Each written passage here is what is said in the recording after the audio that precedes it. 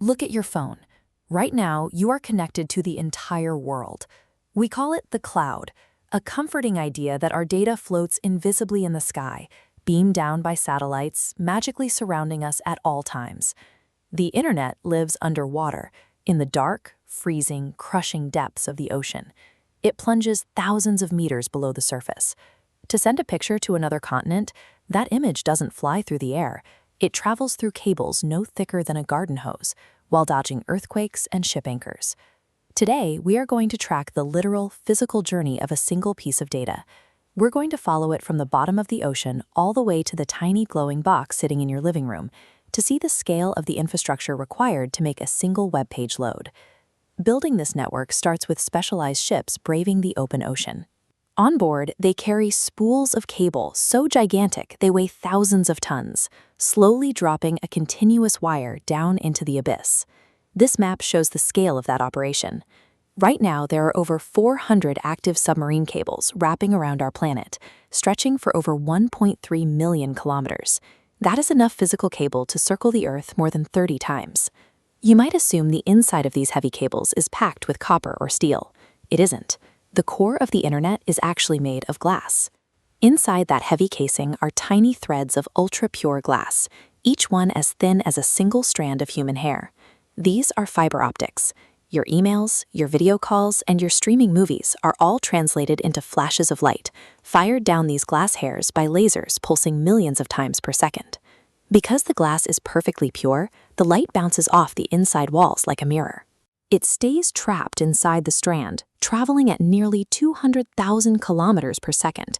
Every single modern digital interaction you have is light-speed Morse code, physically trapped in microscopic glass. To survive pressures that would crush a military submarine, those tiny glass hairs are coated in copper, encased in steel wire armor, wrapped in water-resistant tape, and finally sealed in heavy polyurethane. Even with all that armor, the environment fights back. Sharks have actually been caught on camera biting the cables, mistaking their faint electromagnetic fields for the movements of prey. And there is a simple physics problem. Light fades over distance. If you shine a flashlight down a long, dark tunnel, eventually the beam disappears completely. The lasers inside the internet cables do exactly the same thing. To solve this, engineers place devices called repeaters every 50 to 100 kilometers across the ocean floor. They act as underwater heart pacemakers, catching the fading light signal and boosting its power to send it out the other side. Without this constant artificial life support spaced evenly across the seabed, global data would simply fade into the darkness before reaching the shore. Eventually, the submarine cable reaches the shore. It emerges from the water and connects directly to a highly secured, nondescript building called a landing station. This is where the light pulses leave the heavy ocean cables and enter the terrestrial backbone, giant bundles of fiber optic cables buried under our highways and running alongside train tracks. Your piece of data then moves into a massive data center. These are warehouses filled with thousands of servers, kept running by deafening industrial air conditioning systems.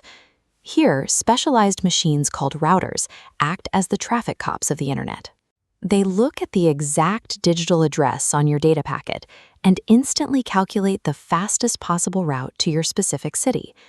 These facilities function as the active brain of the network, making split-second decisions to maneuver your data around digital traffic jams and physical outages. Now, the data has reached your city, entering a phase known as the last mile. It is now traveling through cables managed by your local internet service provider. The massive fiber optic bundles begin to branch out. They split and divide into smaller and smaller paths, much like the branches of a tree leading out to its individual leaves, stretching towards residential streets. Those light pulses eventually hit a junction box sitting quietly on a neighborhood corner. From here, the signal often makes a critical transition. It leaves the glass and is translated back into electrical impulses, pushing through older copper telephone wires or coaxial TV cables inside the walls of your house.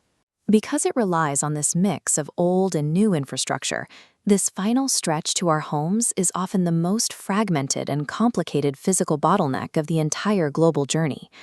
Finally, those electrical signals reach their ultimate destination, the small, blinking modem and Wi-Fi router sitting in your living room. Now your router converts those physical electrical pulses into invisible radio waves that seamlessly broadcast out into your room. The tiny receiver inside your smartphone catches those invisible waves flying through the air, translates them back into digital code, and finally paints the pixels onto your screen so your video can play. From a server farm halfway across the world, converted into a laser beam, fired across the bottom of a freezing ocean, amplified by underwater machines, and routed through thousands of miles of cables. All of this physical movement happened in the exact fraction of a second it took you to tap the glass.